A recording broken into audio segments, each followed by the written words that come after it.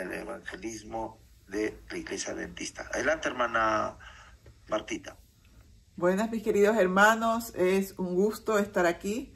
Y bueno, todo para la gloria y la honra de Dios, porque para mí levantarme a esta hora realmente es estar a las 6 de la mañana. Para muchas personas es la hora normal, pero yo me acuesto muy tarde por cuestión de diferencia de horario con mis pacientes.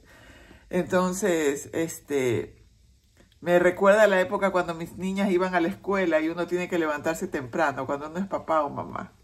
Entonces, muchas gracias. Soy la psicóloga y coach Marta Martínez Hidalgo. Soy psicóloga, soy coach. Yo vivo aquí en la ciudad de Nueva York, donde está haciendo ahorita un frío bajo cero, mientras que en América del Sur hace calor, acá nos morimos de frío. Pero bueno, así mismo es. Entonces, hoy día vamos a hablar de un tema. Estamos estudiando en este trimestre, como iglesia, las emociones de Dios. Y los seres humanos tenemos la tendencia a creer que Dios no tiene emociones, pero nosotros debemos recordar que nosotros somos imagen y semejanza de Dios. Y como imagen y semejanza de Dios, las cosas que tenemos reflejan mucho de lo que Él es. Entonces, esas emociones que nosotros tenemos, Él también las tiene. Y Jesús las experimentó. Jesús lloró, Jesús sintió miedo, Jesús tuvo tristeza y Jesús también tuvo ira. Entonces ese concepto de ira es un concepto que a muchos les choca porque hay un errado concepto de lo que es el amor. Las personas piensan que amar es siempre estar cediendo, estar dando un montón de oportunidades, etcétera, etcétera, etcétera. Casi se vuelve como algo que solapa. Entonces, sobre todo en los padres, una madre puede decir, no, es que yo amo a mi hijo, y le disculpa y le disculpa y le permite cosas que no están correctas, que incluso le hacen daño al mismo hijo, y sobre todo se piensa que amor es quitar las consecuencias de los actos equivocados que tú has tenido. Y nosotros debemos entender que el amor es, tú haces algo que no está bien, tienes que vivir la consecuencia, porque es a través de la consecuencia que tú aprendes que eso no lo debiste de haber hecho. Entonces muchas veces pensamos que amor es, te quito la consecuencia. Y no, amor es, dejo que vivas la consecuencia para que esa consecuencia te enseñe y tu ser se salve. Ahora bien, ¿cómo nacen las emociones? Y si bien nosotros no tenemos la capacidad de entender las emociones de Dios, porque Dios es perfecto, omnipotente, omnisciente, omnipresente, es como pretender que el pollito entienda el teorema de Pitágoras que dice que hipotenusa es igual a la raíz cuadrada de cateto al cuadrado más cateto al cuadrado.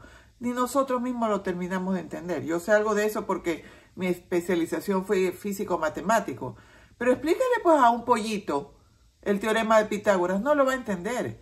Entonces nosotros pretendemos entender algo tan grande como las emociones de Dios. No vamos a lograr entenderlas en su plenitud. Pero dentro del conocimiento y la capacidad que Dios nos ha dado, nosotros podemos entender algo de eso. Entonces lo primero es cómo se origina una emoción. Y la emoción se origina de la siguiente manera.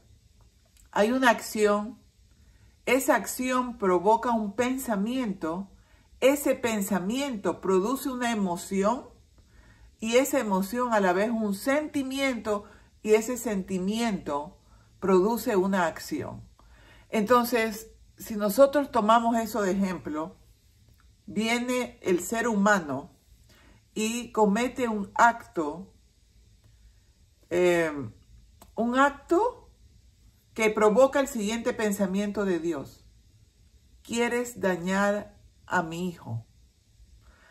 Viene alguien a atacar a un hijo de Dios y el pensamiento de Dios puede ser, vienes a atacar a mi hijo. Vienes con un acto injusto ante mi hijo. En ese momento en que Dios tiene ese pensamiento, se produce el sentimiento de ira, enojo contra el acto de agredir a mi hijo. Y se los pongo en ese ejemplo porque si tú tienes a una hija y en ese momento tú ves que alguien pretende hacerle daño, agredirla, pegarle, etcétera, etcétera, en ese momento tu emoción de ira te va a permitir protegerla, porque inmediatamente vas a reaccionar contra eso. Entonces nosotros debemos entender que esa ira de Dios proviene del amor, de no querer que tú ni yo nos perdamos y de no querer que nadie nos haga daño. Entonces tú vas a decir, sí, pero ¿por qué Dios lo permite? ¿Por qué Dios permite que algo nos pase? Porque Dios, en su inmenso amor y misericordia, Él ve lo que nosotros no vemos y ve que a veces es necesario que vivamos cosas para que podamos aprender, como un padre lo hace con sus hijos. El versículo de memoria general o el versículo en el cual se sustenta esto de la ira de Dios, yo quiero que comprendas, lo voy a volver a poner el ejemplo. Viene una persona a agredir a un hijo de Dios. Dios piensa, le está haciendo daño a mi hijo y se genera en él la emoción de ira. Esa ira produce en él un sentimiento, ese sentimiento de amor y de protección a su hijo hace que él lleve a cabo una acción, ¿ya? Y esa acción puede ser en muchas ocasiones que en la ira de Dios, Dios permita que Satanás castigue a esa persona, a la que te hizo mal, porque el mal nunca proviene de Dios. Dios permite que Satanás haga el mal de pronto para que esa persona que hizo mal sufra lo que tiene que sufrir y permite muchas veces nuestro dolor para que nosotros comprendamos que de pronto no debimos haber ido por tal o cual camino. Nuestro versículo de memoria lo vamos a volver a leer en Salmos 78. Y digo lo vamos a volver a leer porque aquí estamos en día miércoles y esta semana estamos estudiando la ira del amor divino de Dios. Salmos 78, 38 nos dice lo siguiente. 78, 38. Pero Él, misericordioso, perdona la maldad y no los destruía.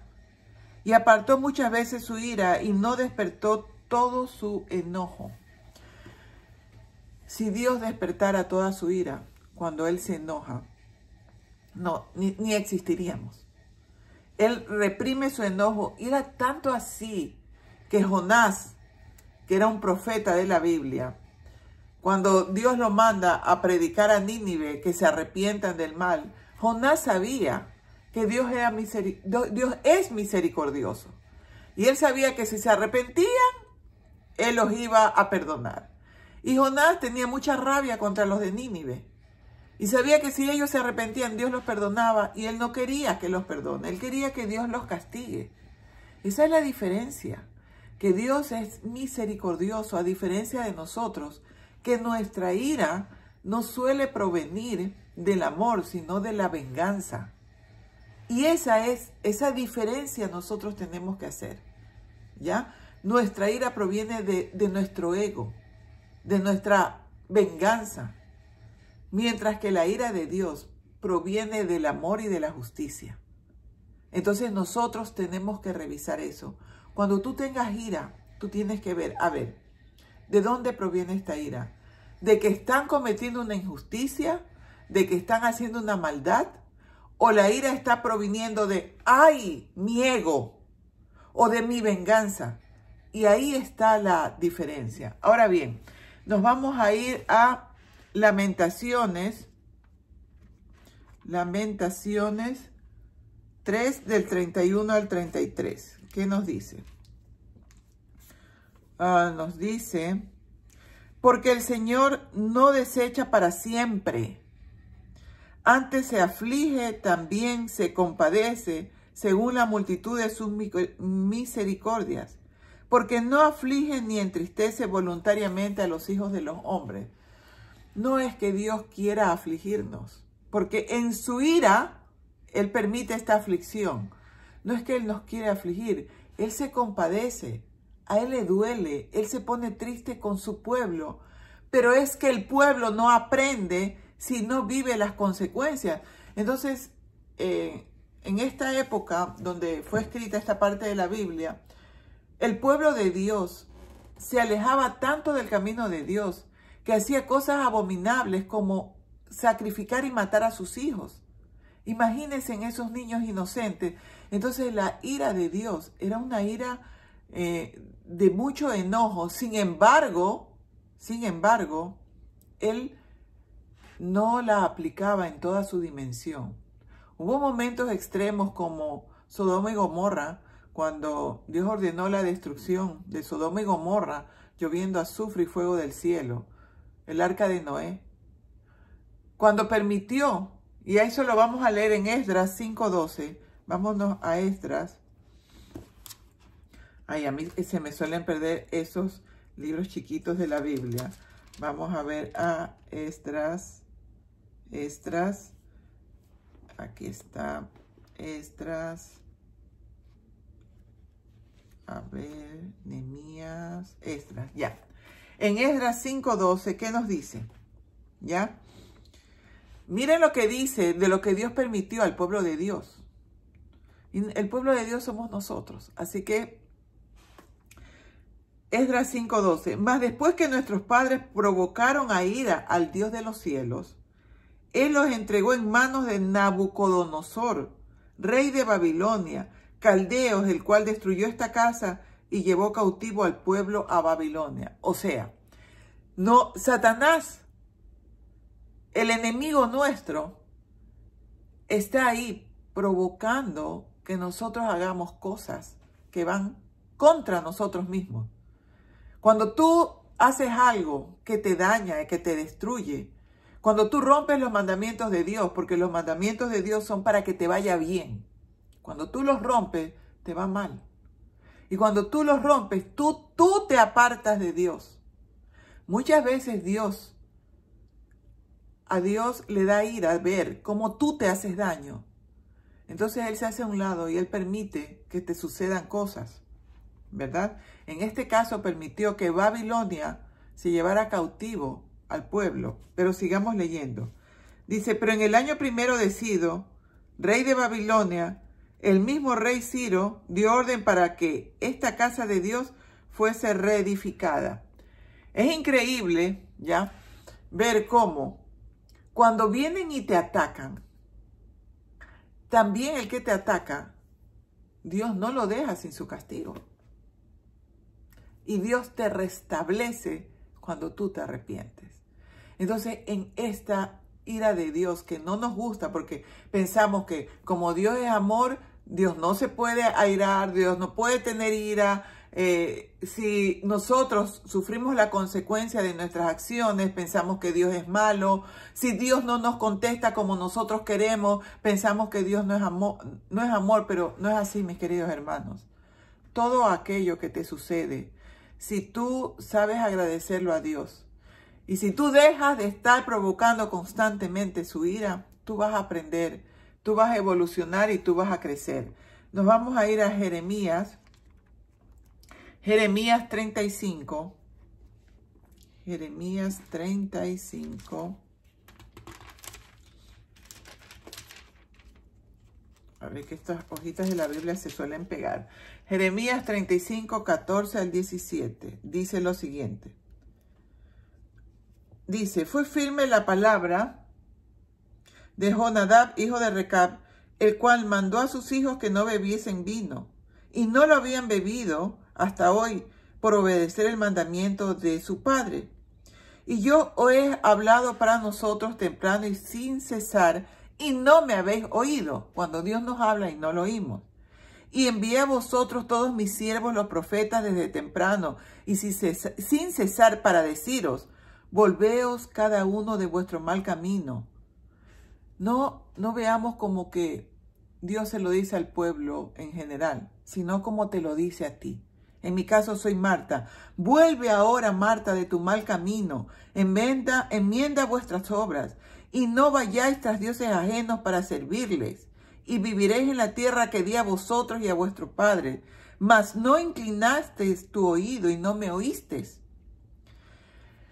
Cuando tú no escuchas a Dios, aquí está su palabra, aquí estamos estudiando, todas estas personas que están aquí. Dios los bendiga, porque en lugar de estar durmiendo, estamos estudiando la palabra de Dios, donde estamos estudiando su ira y Dios te dice a ti, apártate de lo que estás haciendo mal. Yo no sé que tú estés haciendo mal, pero suéltalo. Deja de hacerlo porque eso te perjudica, te sales de la bendición de Dios y puedes estar bajo la ira de Dios. Ahora, no lo hagas por miedo, hazlo por amor, para salvarte, porque esa ira que Dios siente, cuando alguien te hace daño, o cuando tú haces daño a alguien, o cuando tú te haces daño a ti mismo, es una ira redentora y es una ira salvadora. Vámonos a Salmos 81. Salmos 81. Salmos 81, 11 al 14. ¿Qué nos dice? Pero mi pueblo no oyó mi voz, pero tú no oíste la voz de Dios, y no me quiso a mí. Los dejé por tanto a la dureza de su corazón, caminaron en sus propios consejos. Oh, si me hubieras oído, si en mis caminos hubieras andado. En un momento habría yo derribado a sus enemigos y vuelto mi mano contra sus adversarios. ¿Cuántas cosas te pasan porque no sigues los caminos de Dios? Porque no entiendes que ir por ese camino de andar con un hombre casado, de no hacer las cosas con honestidad, de criticar a las personas, de andarte fijando como legalista en lo que otro hace o no hace, porque Dios ve el corazón, de andar juzgando, andar hablando mal de las personas, queriendo imponer tu voluntad, no teniendo humildad, queriendo desquitarte, teniendo una ira que nace de tu ego, de tu venganza. ¿Cómo no entendemos y no escuchamos su palabra? Dice de los profetas, la Biblia fue escrita por los profetas. Entonces, el día de hoy el tema es, Dios no se complace en afligirnos.